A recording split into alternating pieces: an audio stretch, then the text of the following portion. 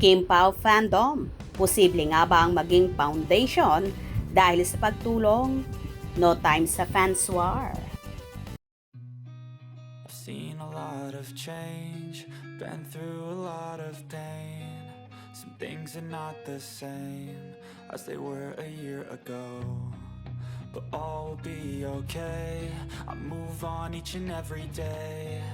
The past Natalakay at napag-usapan nga sa Abante Liling ang ginawang pagtulong ng mga Kim Pao fans ni Quincho at Paolo Avellino na karamihan nga ang mga kasapi dito ay mga OFW.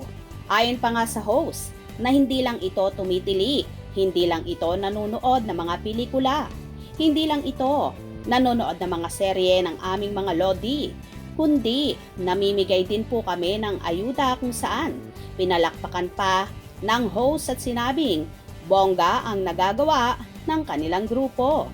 Isa kasi sa mga Kim Pao groups ang tumulong sa mga nasalanta ng bagyong si Christine.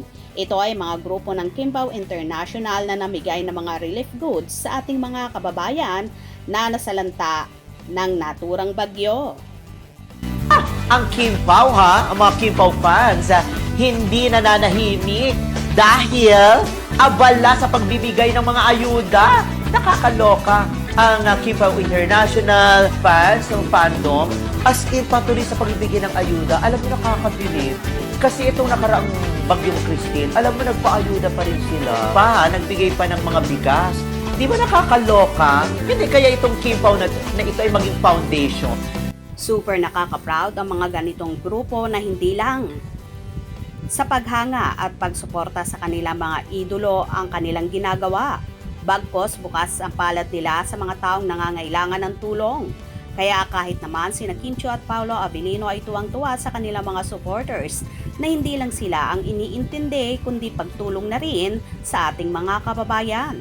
Actually, ang napanalunan naman ng team ni Ogie, Kim, MC at Lassie sa Magpasikat 2024 worth 300,000 ay idudonate din nila sa mga nasalanta ng bagyong Christine. Anyway, pinatunayan lang talaga ng mga supporters ni Kim at Paolo na handa silang tumulong sa lahat kung kinakailangan at masasabi ngang Pilipino tayo at hindi mawawala sa dugo natin ang bayanihan. Kaya naman good job sa lahat ng grupo na nakaisa tumulong sa ating mga kababayan. Mabuhay po kayong lahat at sana dumami pa po kayo ng mas marami pa ang matulungan.